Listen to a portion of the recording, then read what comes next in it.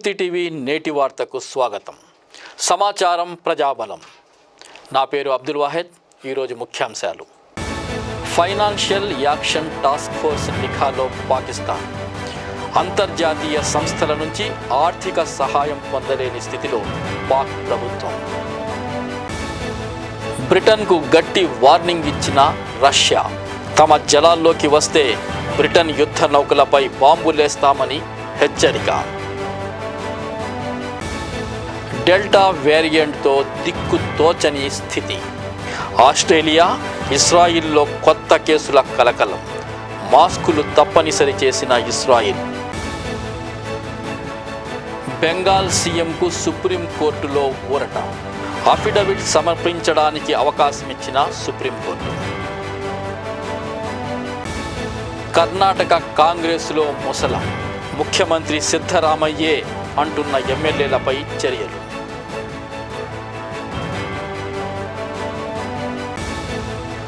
Railway ticket బుకింగ్కు కూడా pan card, Aadhaar card అవసరమా? దళారీ వ్యవస్థను తొలగించే సరికొత్త ప్రయత్నాలు.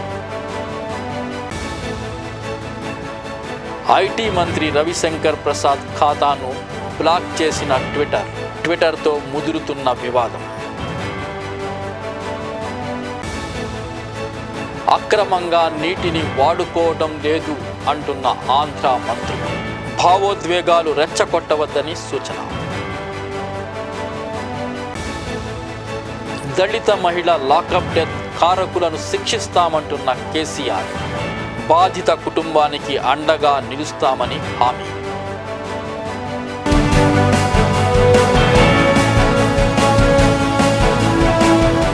ఫైనాన్షియల్ యాక్షన్ టాస్క్ ఫోర్స్ నిఘాలో Pakistan. Financial action task Force మరోసారి పాకిస్తాన్ను గ్రే లిస్టులో పెట్టింది. దీంతో అంతర్జాతీయ ద్రవ్యనిధి సంస్థతో సహా అంతర్జాతీయ సంస్థల నుంచి ఆర్థిక సహాయాన్ని, పెట్టుబడులను పొందడానికి పాకిస్తాన్కు ఇప్పుడు అవకాశాలు లేవు. ఈ జాబితా నుంచి బయటపడటం కోసం ఆ దేశం చేసిన ప్రయత్నాలు విఫలమయ్యాయి. అంతర్జాతీయంగా ఉగ్రవాద సంస్థలకు అందుతున్న నిధులపై FATF నిఘా పెడుతుంది. ఈ సంస్థ ప్రకటించే గ్రే లిస్టులో పాకిస్తాన్ 3 ఏళ్ల నుంచి ఉంది. FATF చర్యల ప్రణాళికను అమలు చేయడం, అదే సమయంలో ఉగ్రవాదులకు రక్షణ కల్పించడం పాకిస్తాన్కు ఇబ్బందికరంగా మారింది. FATF సమావేశాలు ప్యారిస్లో జూన్ 21 నుంచి 25 వరకు జరిగాయి. Pakistan remains under increased monitoring. The Pakistani government has made substantial progress in making its counter-terrorist financing systems stronger and more effective. It has largely addressed 26 out of 27 items on the action plan it first committed to in June 2018. That action plan focused on terrorist financing issues. However, one key action item still needs to be completed, which concerns the investigation and prosecution of senior leaders and commanders of UN-designated terror groups. బ్రిటన్కు గట్టి warning ఇచ్చిన Russia. తమ జలాల్లోకి ప్రవేశించిన బ్రిటన్కు Russia గట్టిగా warning ఇచ్చింది. Britain royal నేవీకి చెందిన destroyer HMS defender నౌక Ukraine నుంచి జార్జియాకు వెళ్లే క్రమంలో క్రీమియా జలాల్లోకి ప్రవేశించింది. దీనిని గుర్తించిన రష్యా నౌకాదళం హెచ్చరికగా కాల్పులు జరిపింది. మళ్లీ ఈ ఘటన పునరావృతమైతే మా బాంబులు లక్ష్యాన్ని తాకుతాయని హెచ్చరించింది. బ్రిటన్ యుద్ధనౌక తమ జలాల్లోకి వచ్చిందని మాస్కోలోని బ్రిటన్ అంబాసిడర్ కార్యాలయానికి సమన్లు కూడా జారీ చేసింది. అయితే ఈ జలాలు ఉక్రెయిన్కు చెందినవిగా బ్రిటన్తో సహా పలు దేశాలు వాదిస్తున్న సంగతి తెలిసిందే. తమ యుద్ధనౌక మార్గంలో రష్యా బాంబులేసిందని బ్రిటన్ ఆరోపిస్తుంది. కాగా ఈ ఘటనపై ఇరు దేశాల వాదనలు వేరువేరుగా ఉన్నాయి. ఈ ఘటనపై రష్యా డిప్యూటీ విదేశాంగ మంత్రి బ్రిటన్ యుద్ధనౌక మార్గంలో బాంబులేశారట కదా అని ప్రశ్నిస్తే, భవిష్యత్తులో మార్గంలో కాదు టార్గెట్ పైనే వేస్తామని అనడం గమనార్హం. సరిహద్దుల్లో బుల్లెట్ ట్రైన్ ప్రారంభించిన చైనా. సరిహద్దు వివాదాలు పూర్తిగా సమసిపోకముందే డ్రాగన్ దేశం చైనా మరొక పన్నాగానికి తెరతీసింది. ఈసారి భారత్ టిబెట్ సరిహద్దుల్లో పట్టు పెంచుకునేందుకు తొలి బుల్లెట్ రైలును ప్రారంభించింది. తద్వారా బలగాలను ఈ ప్రాంతంలోకి వేగంగా చేరవేసేందుకు అవకాశం కలుగుతుంది. టిబెట్ రాజధాని లాసా నుంచి నింగ్చి వరకు 435.5 కిలోమీటర్ల పొడవైన రైలు మార్గాన్ని బుల్లెట్ ట్రైన్ను చైనా ప్రారంభించింది. టిబెట్లో ఇదే తొలి బుల్లెట్ ట్రైన్. అరుణాచల్ ప్రదేశ్కు సమీపంలో ఉన్న నింగ్చికి బుల్లెట్ ట్రైన్ ప్రారంభించడం ద్వారా చైనా వ్యూహాత్మక అడుగు వేసినట్లయింది. సిచువాన్ టిబెట్ రైల్వే పరిధిలోకి వచ్చే నింగ్చి సెక్షన్లో ఈ బుల్లెట్ రైలు పరుగులు తీయబోతుంది. చైనా కమ్యూనిస్టు పార్టీ శతాబ్ది ఉత్సవాల సందర్భంగా డ్రాగన్ దేశం ఈ బుల్లెట్ ట్రైన్ ప్రారంభించింది. కెనడాలో భయానకం. మూతపడిన స్కూళ్లలో బయటపడుతున్న చిన్నారుల అస్థికలు. కెనడాలో మూతపడిన పాఠశాలల్లో వందలాది చిన్నారుల అస్థిపంజరాలు వెలుగు చూడటం గగుర్పాటుకు గురి చేస్తుంది. తాజాగా మరోచోట 600 మంది అస్థిపంజరాలు బయటపడ్డాయి. సస్కాట్చువెన్లోని పాతబడిన మారివల్ ఇండియన్ రెసిడెన్షియల్ మైదానంలో గుర్తు తెలియని వందలాది అస్థిపంజరాలు కనుగొన్నట్లు స్వచ్ఛంద సంస్థ కౌ వెసస్ ఫస్ట్ నేషన్ వెల్లడించింది. ఈ స్కూల్ను రోమన్ క్యాథలిక్ ఆధ్వర్యంలో నడిచినట్లు అధికారులు చెబుతున్నారు. రాడార్లు ఆధారంగా గత నెలలో మూతపడిన పలు పాఠశాలల్లో 751 మంది అస్థిపంజరాలను వెలికితీయగా తాజాగా మరో 600 అస్థిపంజరాలను గుర్తించామని First Nation chief Cadmus Delorme తెలిపారు. Federation of Sovereign Indian Nations chief Bobby Cameron మాట్లాడుతూ గత నెల బ్రిటిష్ కొలంబియాలోని మూసి ఉన్న క్యామలూప్స్ ఇండియన్ రెసిడెన్షియల్ పాఠశాలలో 215 అస్థిపంజరాలను వెలికి తీసినట్లు చెప్పారు. రాడార్ ఆధారంగా సమాచారం వెలుగులోకి రావడంతో మూసి ఉన్న పాఠశాలలపై అధికారులు దృష్టి సారించారు. కాగా అనేక సంవత్సరాలుగా 1,50,000 మంది అంతకన్నా ఎక్కువ మంది చిన్నారులు కనిపించకుండా పోయారని 2015లో కెనడాలోని the Truth and Reconciliation Commission పేర్కొంది. కాగా ఇంకా వెలికితీత చేపడుతూనే ఉన్నామని అన్నారు. అన్ని మృతదేహాలు వెలికి తీసేంత వరకు తమ పని కొనసాగిస్తామని వారు చెబుతున్నారు. డెల్టా వేరియంట్తో దిక్కుతోచని పరిస్థితి. కోవిడ్-19 డెల్టా వేరియంట్ ప్రపంచ దేశాల వెన్నులో వణుకు పుట్టిస్తోంది. కరోనాను జయించామని ప్రకటించుకున్న ఆస్ట్రేలియా, ఇజ్రాయిల్లో డెల్టా వేరియంట్ కేసులు వెలుగులోకి రావడంతో మళ్లీ ఆంక్షలు విధించారు. ఆఫ్రికా దేశాల్లో ఈ వేరియంట్తో 3వ వేవ్ ఉధృత దశకు చేరుకుంది. ఆస్ట్రేలియాలోని అతిపెద్ద నగరమైన సిడ్నీలో లాక్డౌన్ విధించారు. ఆస్ట్రేలియాలో సాధారణ పరిస్థితులు నెలకొని కొన్ని నెలల తర్వాత మళ్లీ కరోనా కేసులు నమోదు కావడం ఆ దేశాన్ని షాక్కి గురి చేస్తోంది. సిడ్నీలో కేవలం 2 వారాల్లోనే 65 కేసులు నమోదయ్యాయి. సిడ్నీ విమానాశ్రయం నుంచి క్వారంటైన్ హోటల్కి ప్రయాణికుల్ని తీసుకువెళ్లిన డ్రైవర్కి తొలుత వైరస్ సోకింది. ఆ తర్వాత అత్యంత వేగంగా కేసులు వెలుగులోకి రావడం మొదలయ్యాయి. దీంతో ఒక వారం పాటు ఇళ్ల నుంచి ఎవరూ బయటకు రావద్దంటూ సిడ్నీలో పూర్తి లాక్డౌన్ విధించారు. ఇజ్రాయెల్లో మాస్కులు అక్కర్లేదని ప్రభుత్వం ప్రకటించిన కొద్ది వారాల్లోనే డెల్టా వేరియంట్ కేసులు విజృంభించాయి. రోజుకి 100 వరకు ఈ కేసులు వెలుగులోకి వస్తున్నాయి. గురువారం ఒక్కరోజే 227 కేసులు నమోదు కావడంతో ఇజ్రాయెల్ ప్రభుత్వం బహిరంగ ప్రదేశాల్లో మాస్కులు తప్పనిసరి చేస్తూ ఉత్తర్వులు జారీ చేసింది. అయితే కోవిడ్ సోకిన వారెవరూ ఆసుపత్రి అవసరం లేకుండా ఇంట్లోనే కోలుకోవడం ఊరట కలిగించే అంశమని Israel Covid task force chief Nachman Ash చెప్పారు. మరోవైపు రష్యాలో రోజుకి 20,000 కేసులు నమోదవుతున్నాయి. ఆఫ్రికాలోని 12 దేశాల్లో కరోనా కేసులు ప్రమాదకర స్థాయిలో విజృంభిస్తున్నాయి. రక్షణ రంగంలో ఆత్మనిర్భర్ భారత్. తొలి విమాన వాహక నౌక సిద్ధం. భారతదేశంలో తయారైన తొలి విమాన వాహక యుద్ధ నౌక ఐఎన్ఎస్ విక్రాంత్ సిద్ధమైందని రక్షణ మంత్రి రాజ్నాథ్ సింగ్ చెప్పారు. జూలై నుంచి పరీక్షలు జరుగుతాయని, వచ్చే ఏడాది నుంచి విధులకు సిద్ధమవుతుందని అన్నారు. ఈ యుద్ధ నౌక శక్తి సామర్థ్యాలు ఎదురు లేనివని చెప్పారు. కొచ్చిన్ నౌకాశ్రయంలోని ఎర్నాకుళం రేవు వద్ద ఐఎన్ఎస్ విక్రాంత్ను శుక్రవారం సందర్శించిన తర్వాత ఆయన మీడియాకు ఓ స్టేట్మెంట్ను విడుదల చేశారు. ఐఎన్ఎస్ విక్రాంత్ నిర్మాణ ప్రగతిని రాజ్నాథ్ సింగ్ శుక్రవారం సమీక్షించారు. ఇది భారతదేశానికి గర్వకారణమని తెలిపారు. ఆత్మనిర్భర్ భారత్కు ఇది గొప్ప ఉదాహరణ అని వివరించారు. 75 ఏళ్ల స్వతంత్ర భారతదేశానికి ఇది అద్భుతమైన కానుక అని పేర్కొన్నారు.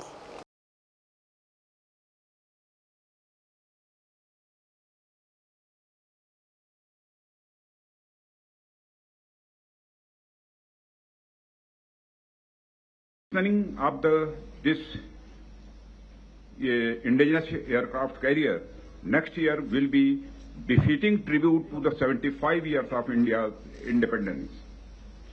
The combat capability, reach and versatility of the aircraft carrier will add formidable capabilities in the defense of our country and help secure India's interests in the maritime domain. Yesterday, I also reviewed Project Seabird at Karwar, which will be the largest naval base of the Indian Navy in future and will provide the facilities and infrastructure to Bengal సీఎంకు సుప్రీంకోర్టులో ఊరట. నారదా కేసులో పశ్చిమ బెంగాల్ ముఖ్యమంత్రి మమతా బెనర్జీకి సుప్రీంకోర్టులో ఊరట లభించింది. ఈ కేసులో మమతా బెనర్జీ నుంచి రికార్డ్ అఫిడవిట్ తీసుకునేందుకు నిరాకరిస్తూ హైకోర్టు ఇచ్చిన ఉత్తర్వును సుప్రీంకోర్టు నిలిపివేసింది. కోర్టు నిర్ణయాన్ని పునఃపరిశీలించాలని కోరుతూ మమతా బెనర్జీ, బెంగాల్ ప్రభుత్వం, న్యాయశాఖ మంత్రి హైకోర్టులో తాజా అఫిడవిట్లు దాఖలు చేయాలని అత్యున్నత న్యాయస్థానం ఆదేశించింది. తదుపరి విచారణను జూన్ 29కి వాయిదా వేసింది. దీనికి ముందు నారదా స్కామ్లో తమ స్టేట్మెంట్ను రికార్డు చేయడానికి కోలకతా హైకోర్టు నిరాకరించడాన్ని మమతా బెనర్జీ, న్యాయశాఖ మంత్రి మొలాయ్ ఘటక్ సుప్రీంకోర్టులో సవాలు చేశారు. రాష్ట్ర ప్రభుత్వం నుంచి ఒత్తిడికి అవకాశం ఉన్నందున నారదా కేసు విచారణను బెంగాల్లో కాకుండా వేరే చోటకు షిఫ్ట్ చేయాలని సిబిఐ విజ్ఞప్తి చేసింది. దీనిపై సీఎం, న్యాయశాఖ మంత్రి తమ వాదన వినిపించేందుకు అఫిడవిట్లు సమర్పిస్తామని కోర్టుకు విజ్ఞప్తి చేశారు. ఇష్టానుసారం అఫిడవిట్లు సమర్పిస్తామంటే అనుమతించేది లేదని హైకోర్టు స్పష్టం చేసింది.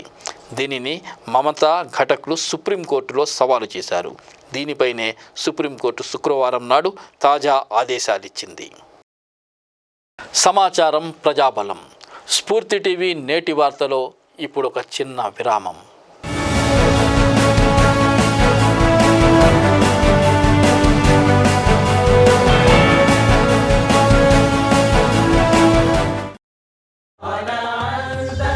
మహాప్రవక్త, మానవ మహోపకారి, మనుజ జాతిని ఉద్ధరించడానికి ఆవిర్భవించినటువంటి మహోన్నతుడు. సమస్త మానవాళికి దైవ సందేశం అందించిన మహాప్రవక్త జీవన విశేషాలు తెలుసుకోండి. మహాప్రవక్త జీవిత చరిత్ర.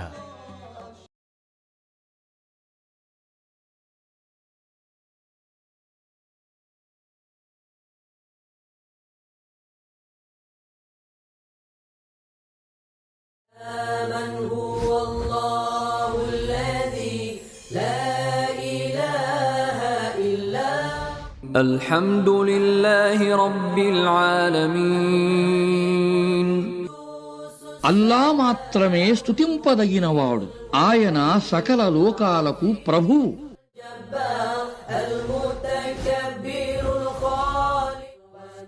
ఖుర్ఆన్ ఆయతుల భావాన్ని తెలుగులో చదువుతూ ఆలకించండి. దివ్య ఖుర్ఆన్.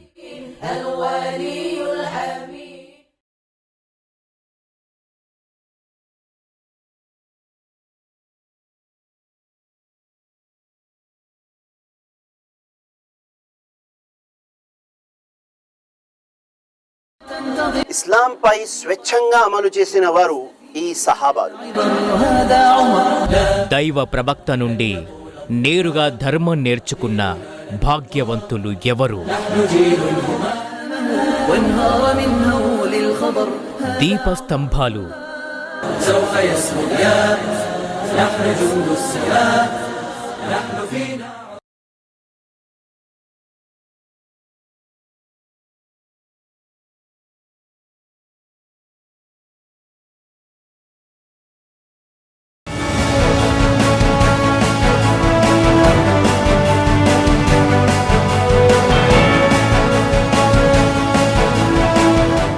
సమాచారం ప్రజాబలం. స్ఫూర్తి టీవీ నేటి వార్తకు మళ్ళీ స్వాగతం. ముఖ్యాంశాలు మరోసారి. ఫైనాన్షియల్ యాక్షన్ టాస్క్ ఫోర్స్ నిఘాలో పాకిస్తాన్. అంతర్జాతీయ సంస్థల నుంచి ఆర్థిక సహాయం పొందలేని స్థితిలో పాక్ ప్రభుత్వం. బ్రిటన్కు గట్టి వార్నింగ్ ఇచ్చిన రష్యా. తమ జలాల్లోకి వస్తే బ్రిటన్ యుద్ధ నౌకలపై బాంబులేస్తామని హెచ్చరిక. డెల్టా వేరియంట్తో దిక్కు తోచని స్థితి. ఆస్ట్రేలియా, ఇజ్రాయిల్లో కొత్త కేసుల కలకలం. మాస్కులు తప్పనిసరి చేసిన ఇజ్రాయిల్. బెంగాల్ సీఎంకు సుప్రీంకోర్టులో ఊరట. అఫిడవిట్ సమర్పించడానికి అవకాశం ఇచ్చిన సుప్రీంకోర్టు. కర్ణాటక కాంగ్రెసులో ముసలం. ముఖ్యమంత్రి సిద్ధరామయ్యే అంటున్న ఎమ్మెల్యేలపై చర్యలు.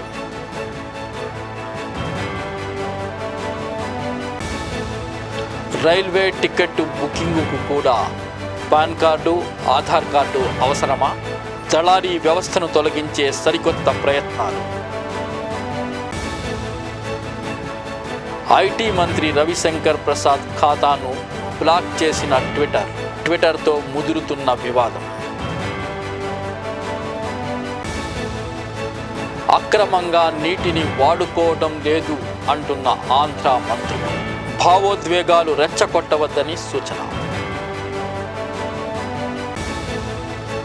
దళిత మహిళ లాకప్ డెత్ కారకులను శిక్షిస్తామంటున్న కేసీఆర్. బాధిత కుటుంబానికి అండగా నిలుస్తామని హామీ.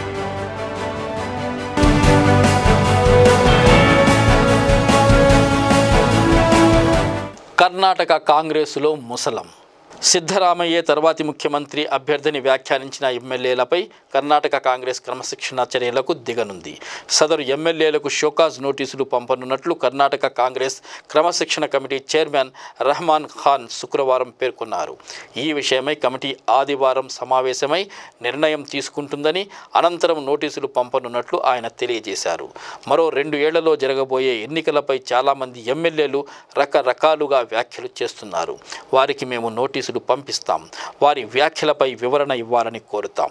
పార్టీ ఉమ్మడిగా తీసుకునే నిర్ణయాల గురించి వ్యక్తిగత వ్యాఖ్యలు చేయడం సరికాదు అని రెహమాన్ ఖాన్ అన్నారు. కాంగ్రెస్కు చెందిన రామప్ప, అఖండ శ్రీనివాసమూర్తి, భీమా నాయక్, జమీర్ అహ్మద్ అనే ఎమ్మెల్యేలు వచ్చే కర్ణాటక అసెంబ్లీ ఎన్నికల్లో కాంగ్రెస్ తరఫు ముఖ్యమంత్రి అభ్యర్థి సిద్ధరామయ్యే అని వ్యాఖ్యానించారు.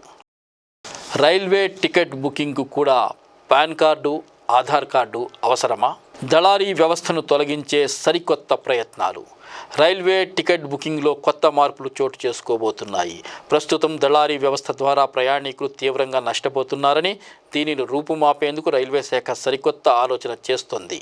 రైల్వే టికెట్ బుకింగ్కు PAN card, Aadhaar card, passport వంటి గుర్తింపు కార్డులను తప్పనిసరి చేయడం ద్వారా ప్రయాణికులే టికెట్ తీసుకుంటారని, తద్వారా దళారీ వ్యవస్థ అంతమవుతుందని railway protection force director general Arun Kumar చెప్పారు.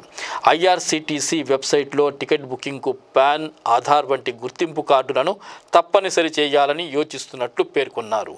ఇప్పటికే ఆధార్ అధికారులతో సంప్రదింపులు జరిపామని, త్వరలో మిగిలిన గుర్తింపు కార్డుల జారీ యంత్రాంగాలతోనూ చర్చిస్తామని అన్నారు. ఐటీ మంత్రి రవిశంకర్ ప్రసాద్ ఖాతాను బ్లాక్ చేసిన ట్విట్టర్తో ముదురుతున్న వివాదం. అమెరికా కాపీరైట్ చట్టాన్ని ఉల్లంఘించారని పేర్కొంటూ కేంద్ర ఐటీ శాఖ మంత్రి రవిశంకర్ ప్రసాద్ అకౌంట్ను ట్విట్టర్ శుక్రవారం గంటపాటు నిలిపివేయడం కలకలం రేపింది. ఆ తర్వాత పునరుద్ధరించింది. ఈ విషయాన్ని స్వయంగా మంత్రే ట్విట్టర్తో పాటు కూలో వెల్లడించారు.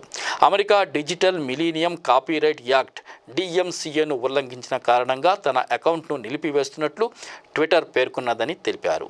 ట్విట్టర్ చర్య భారతీయ ఐటీ చట్టాలకు పూర్తి వ్యతిరేకమని, తన అకౌంట్ను నిలిపివేస్తున్నట్లు కనీసం తనకు ముందస్తు నోటీసు ఇవ్వలేదని అన్నారు. కొత్త ఐటీ చట్టాలపై కేంద్రానికి ట్విట్టర్కు మధ్య తీవ్ర విభేదాలు నెలకొన్నాయి. ఈ అంశంపైనే వివిధ టీవీ ఛానళ్లకు తాను ఇచ్చిన ఇంటర్వ్యూలను ట్విట్టర్లో షేర్ చేశానని, దానిని సహించని ట్విట్టర్ ఇప్పుడు తన అకౌంట్ను బ్లాక్ చేసిందని రవిశంకర్ ప్రసాద్ పేర్కొన్నారు. ఐటీ శాఖ వర్గాలు ఈ వివాదంపై స్పందిస్తూ భారతీయుల అకౌంట్లను అమెరికా చట్టాలను వర్తింపచేయటమేమిటని ట్విట్టర్ను ప్రశ్నించారు. మంత్రి ఖాతాను కొంతసేపు నిలిపివేసిన ట్విట్టర్ ఆ సమయంలో ఆ అకౌంట్కు నోటీసు పంపించింది. DMCA చట్టంలోని నిబంధనల ఉల్లంఘనకు పాల్పడినందువల్లే ఈ చర్య తీసుకున్నామని, మరోసారి ఇదే పని చేస్తే ఖాతాను మొత్తానికే సస్పెండ్ చేస్తామని హెచ్చరించింది. అయితే ట్విట్టర్ అధికార ప్రతినిధి ప్రకటన విడుదల చేస్తూ DMCA నోటీసు కారణంగా గౌరవ మంత్రి అకౌంట్ను తాత్కాలికంగా నిలిపివేసిన మాట నిజమే, సంబంధిత ట్వీట్ను నిలిపివేశాం అని పేర్కొన్నారు. రవిశంకర్ అకౌంట్ను నిలిపివేయడంపై ట్విట్టర్ను వివరణ అడుగుతామని ఐటీ పార్లమెంటరీ సంఘం చైర్మన్ శశి థరూర్ అన్నారు. గతంలో తన అకౌంట్ను ట్విట్టర్ తాత్కాలికంగా నిలిపివేసిందని చెప్పారు. కాపీరైట్ ఉన్న ఒక పాటను తాను షేర్ చేయడంతో ఆ పని చేశామని ట్విట్టర్ చెప్పిందని, వీడియో తొలగిస్తే సరిపోయేదానికి ఖాతాను నిలిపివేయటం ఎందుకని అడిగారు. కాంగ్రెస్ ఎస్పీ పార్టీలపై బీజేపీ నేత దాడి. కాంగ్రెస్ ఎస్పీ లక్ష్యంగా యూపీ మంత్రి వివాదాస్పద వ్యాఖ్యలు చేశారు. ఈ పార్టీలు ఇస్లామిక్ ఉగ్రవాదులతో మిత్రత్వం నిలుపుతాయని పార్లమెంటరీ వ్యవహారాల సహాయ మంత్రి ఆనంద్ స్వరూప్ శుక్లా ఆరోపించారు. పేదలకు డబ్బు ఆశ చూపి మదర్సాలు మతపార్పిళ్లకు పాల్పడుతున్నాయని మండిపడ్డారు. ముస్లిం దేశాల నుంచి నేరుగా మతం మారిన పేదల ఖాతాల్లో నగదు జమ చేస్తున్నారని ఆరోపించారు. ముస్లిం ఓట్ల కోసం కాంగ్రెస్ ఎస్పీ వంటి విపక్ష పార్టీలు పాకిస్తాన్ను బాహాటంగా సమర్థిస్తున్నాయని మంత్రి శుక్లా ఆరోపించారు. అక్రమంగా నీటిని వాడుకోవటం లేదంటున్న ఆంధ్ర మంత్రులు. భావోద్వేగాలు రెచ్చగొట్టవద్దని సూచన. కృష్ణా, గోదావరి నదుల నుంచి ఏపీకి కేటాయించిన నీటిని మాత్రమే ప్రభుత్వం తీసుకుంటుందని, ఒక్క గ్లాసు నీటిని కూడా అక్రమంగా తీసుకోవటం లేదని మంత్రి పేర్ని నాని స్పష్టం చేశారు. రాజకీయాల కోసం భావోద్వేగాలు రెచ్చగొట్టడం సరికాదని తెలంగాణ నేతలకు సూచించారు. నీటి కేటాయింపులు, ప్రాజెక్టుల నిర్మాణంపై తెలంగాణ ప్రభుత్వంతో చర్చించడానికి సీఎం జగన్ సిద్ధంగా ఉన్నారని అన్నారు. మరో మంత్రి కన్నబాబు విజయవాడలో మీడియాతో ఇదే అంశంపై మాట్లాడారు. రాజకీయాల కోసం తెలంగాణ మంత్రులు వివాదాస్పద వ్యాఖ్యలు చేయవద్దని హితవు పలికారు. దివంగత మాజీ సీఎం వైఎస్ఆర్ గురించి తెలంగాణ మంత్రులు మాట్లాడుతున్న భాష సంస్కారానికి సంబంధించిన అంశమని అన్నారు. హీరోయిజం కోసం మాట్లాడటం సరికాదని మంత్రి కన్నబాబు చెప్పారు. ప్రభుత్వం ఆంధ్రప్రదేశ్ రాష్ట్రానికి కేటాయించినటువంటి నీటి మినహా ఒక్క గ్లాసుడు నీళ్లు కూడా అక్రమంగా తీసుకునేటువంటి ఆలోచన కానీ, ప్రక్రియ కానీ, కార్యక్రమం కానీ చేయట్లేదు. మా రాష్ట్రానికి, ఆంధ్రప్రదేశ్ రాష్ట్రానికి మాకు నీటి వాటా శ్రీశైలం డ్యాంలో కానీ లేదా నాగార్జున సాగర్ డ్యాంలో కానీ ఎన్ని నీళ్లు కేటాయిస్తే ఆ మాకు ఇచ్చినటువంటి కోటా మేరకే మేము వాడుకునేటువంటి కార్యక్రమంలో ఉన్నాం తప్పితే తప్పుడు మార్గంలో దొంగతనంగా ఒక్క గ్లాసుడు నీళ్లు కానీ, ఒక చెంచాడు నీళ్లు కానీ ముట్టుకునేటువంటి ఆలోచన మాకు లేదు. రాష్ట్ర ముఖ్యమంత్రి జగన్మోహన్ రెడ్డి గారు ఎవరితో చర్చించడాకైనా, వారికి ఉన్నటువంటి సందేహాలను తీర్చడానికి కానీ, వారికి ఉన్నటువంటి అనుమానాలు కానీ, లేకపోతే ఏం జరుగుతుందో అనేటువంటి దళిత మహిళ లాకప్ డెత్ కేసులో కారకులను కఠినంగా శిక్షిస్తామంటున్న కేసీఆర్. బాధిత కుటుంబానికి అండగా నిలుస్తామని హామీ. దళిత మహిళ మరియమ్మ లాకప్ డెత్కు కారణమైన పోలీసులపై తక్షణమే విచారణ జరపాలని, నిజ నిర్ధారణ చేసి చట్ట ప్రకారం కఠిన చర్యలు తీసుకోవాలని ముఖ్యమంత్రి కె చంద్రశేఖరరావు రాష్ట్ర డీజీపీ మహేందర్ రెడ్డిని శుక్రవారం ఆదేశించారు. తప్పని తేలితే ఆ పోలీసులను ఉద్యోగంలో నుంచి తొలగించాలని చెప్పారు. దళితులపై చేయి పడితే ప్రభుత్వం ఊరుకునేది లేదని, తక్షణమే కఠిన చర్యలుంటాయని హెచ్చరించారు. ఖమ్మం జిల్లా మధిర నియోజకవర్గం చింతకానికి చెందిన మరియమ్మ లాకప్ డెత్ అత్యంత బాధాకరమని, ఇటువంటి చర్యలను ప్రభుత్వం సహించబోదని స్పష్టం చేశారు. దళితుల పట్ల సమాజ దృక్పథం మారాలి, ముఖ్యంగా పోలీసుల ఆలోచన ధోరణి మారాలి. దళితుల పట్ల, పేదల పట్ల సానుకూలంగా ఉండాల్సిన అవసరం ఉందన్నారు. లాకప్ డెత్ ఘటనలో మరణించిన మరియమ్మ కుమారుడు, కూతుళ్లను ప్రభుత్వం ఆదుకుంటుందని సీఎం కేసీఆర్ తెలిపారు. కుమారుడు ఉదయ్ కిరణ్కు ప్రభుత్వ ఉద్యోగం, నివాస గృహంతో పాటు 15 లక్షల ఎక్స్గ్రేషియా గ్రేషియా అందజేయాలని, ఇద్దరు కూతుళ్లకు చెరో 10 లక్షల రూపాయలను ఆర్థిక సహాయంగా అందజేయాలని సిఎస్ సోమేష్ కుమార్ను సీఎం ఆదేశించారు. ఈ సమావేశంలో హోంమంత్రి మహమూద్ అలీ, రోడ్లు భవనాల శాఖ మంత్రి వేముల ప్రశాంత్ రెడ్డి, ప్రణాళికా సంఘం ఉపాధ్యక్షుడు B Vinod Kumar, CS Somesh Kumar, DGP Mahender Reddy, ఆర్థిక శాఖ ముఖ్య కార్యదర్శి రామకృష్ణారావు తదితరులు పాల్గొన్నారు. చంద్రబాబుపై నిప్పులు చెరిగిన పెద్దిరెడ్డి. సీఎం వైఎస్ జగన్ రైతుల పక్షపాతి అని మంత్రి పెద్దిరెడ్డి రామచంద్రారెడ్డి పేర్కొన్నారు. శుక్రవారం ఆయన మీడియాతో మాట్లాడుతూ రైతుల గురించి చంద్రబాబు ఎప్పుడూ ఆలోచించలేదు. వ్యవసాయం దండగన్న వ్యక్తి చంద్రబాబు. చిత్తూరు జిల్లాలో 90% పల్ప్ ఫ్యాక్టరీలన్నీ చంద్రబాబు బంధువులవే. పల్ప్ కంపెనీలన్నీ సిండికేట్ అయి ధరలను తగ్గించాయి. ప్రభుత్వంపై బురద జల్లేందుకే చంద్రబాబు కుట్రలు పన్నుతున్నారని ఆగ్రహం వ్యక్తం చేశారు. మామిడి రైతులు ప్రతి రాష్ట్రంలో ఇబ్బంది పడుతున్నారు. వర్షాలు పడటంతో మామిడి ధరలు తగ్గిపోయాయి. అవసరానికి మించి దిగుబడి ఉంటే ధర తగ్గడం కామన్. 9 రూపాయలకు కిలో చొప్పున ఉన్న ధరలు 4 రూపాయలకు పడిపోయింది. మ్యాంగో బోర్డు ఏర్పాటు ప్రతిపాదనలు సీఎం జగన్ కేంద్రానికి పంపడం జరిగింది అని ఆయన వివరించారు. తెలంగాణ నిరుద్యోగులకు శుభవార్త. ప్రభుత్వ ఉద్యోగాల కోసం ఎదురు చూస్తున్న నిరుద్యోగులకు శుభవార్త. రాష్ట్రంలో వివిధ రకాల ఉద్యోగాల భర్తీకి న్యాయపరంగా ఎదురవుతున్న అడ్డంకులను అధిగమించడంపై ప్రభుత్వం దృష్టి సారించింది. టీఎస్పీఎస్సీతో పాటు ఇతర ప్రభుత్వ విభాగాలను పట్టి పీడిస్తున్న కోర్టు కేసులపై నల్సార్ వర్సిటీ న్యాయ విద్యార్థులతో అధ్యయనం జరిపించాలని నిశ్చయించింది. ప్రభుత్వ ఉద్యోగాల భర్తీకి సంబంధించిన కేసులకు ఆదిలోనే చెక్ పెట్టడంతో పాటు మున్ముందు ఇలాంటి సమస్యలు ఉత్పన్నం కాకుండా చూసేందుకు ప్రభుత్వం ఈ నిర్ణయం తీసుకున్నది. దీనిలో భాగంగా నల్సార్ వర్సిటీ రీసెర్చ్ స్కాలర్లతో 2 రకాల అధ్యయనం చేయించాలని టీఎస్పీఎస్సీ అధికారులు భావిస్తున్నారు. తొలుత 1650 కేసులను పరిష్కరించడంపై దృష్టి సారించనున్నారు. తొలి దశలో ఈ కేసులపై లోతుగా అధ్యయనం చేసి వాటి నుంచి గట్టెక్కే మార్గాలను అన్వేషించనున్నారు. రెండో దశలో భాగంగా నోటిఫికేషన్ల జారీకి ముందు శాఖాధిపతులు తీసుకోవలసిన జాగ్రత్తలను సూచించనున్నారు. ప్రత్యేకించి ఉద్యోగాలకు సంబంధించిన అర్హతలు, రోస్టర్ విధానానికి సంబంధించిన అంశాల విషయంలో మరింత జాగ్రత్త వహించనున్నారు. ప్రస్తుతం టీఎస్పీఎస్సీని 1650 పైచిలుకు కేసులు పట్టి పీడిస్తున్నాయి. అభ్యర్థులు చీటికి మాటికి కోర్టులను ఆశ్రయిస్తుండటం ఉద్యోగాల భర్తీకి అంతులేని జాప్యానికి దారితీస్తున్నది. ఆపన్న హస్తం అందించిన హరీష్ రావు. జర్నలిస్టు కుటుంబానికి అండదండలు. చికిత్స పొందుతూ మరణించిన పేద జర్నలిస్టు కుటుంబానికి ఆర్థిక శాఖ మంత్రి తన్నీరు హరీష్ రావు అండగా నిలిచారు. దవాఖానాలో బిల్లులో 4.5 లక్షలు చెల్లించేందుకు ముందుకు వచ్చారు. కరీంనగర్ జిల్లా జమ్మికుంటకు చెందిన చర్లపల్లి సుధాకర్ ఓ టీవీ ఛానల్లో రిపోర్టర్గా పనిచేస్తున్నారు. హార్ట్ బైపాస్ సర్జరీ కోసం 2 రోజుల క్రితం హైదరాబాద్లోని ఓ కార్పొరేట్ దవాఖానాలో చేరారు. గురువారం ఆపరేషన్ చేయగా పరిస్థితి విషమించి శుక్రవారం ఉదయం ఆయన మరణించారు. దవాఖానా బిల్లు 8,90,000 రూపాయలైంది. ఇందులో 2,40,000 రూపాయలు కుటుంబ సభ్యులు చెల్లించారు. మిగతా బిల్లు చెల్లించే స్తోమత లేకపోవడంతో జమ్మికుంటకు చెందిన ప్రజాప్రతినిధులు, జర్నలిస్టులు మంత్రి హరీష్ రావుకు ఫోన్ చేశారు. జర్నలిస్టు కుటుంబాన్ని ఆదుకోవాలని విజ్ఞప్తి చేశారు. వెంటనే స్పందించిన ఆయన దవాఖానా యాజమాన్యంతో మాట్లాడారు. 4.5 లక్షలు తాను చెల్లించేందుకు ముందుకు రావడంతో యాజమాన్యం అతని మృతదేహాన్ని కుటుంబ సభ్యులకు అప్పగించింది.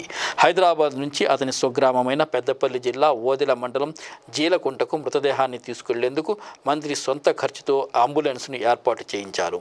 బాధిత కుటుంబానికి ప్రభుత్వ పరంగా ఆదుకుంటానని హామీ ఇచ్చారు. ఇవి ఈరోజు వార్తలు. రేపు మరిన్ని వార్తలతో మళ్ళీ కలుసుకుందాం. అంతవరకు సెలవు.